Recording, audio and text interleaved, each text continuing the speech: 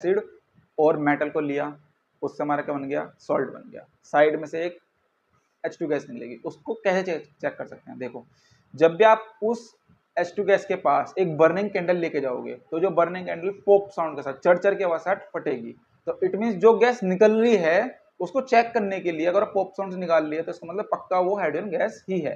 ठीक है, आ रहा है hydrogen gas release by the tested by the burning candle near the gas bubbles it burns with pop sound, चरचर, इस तरीके से चरचर आवाज आती है। ठीक है, आगे देखते हैं।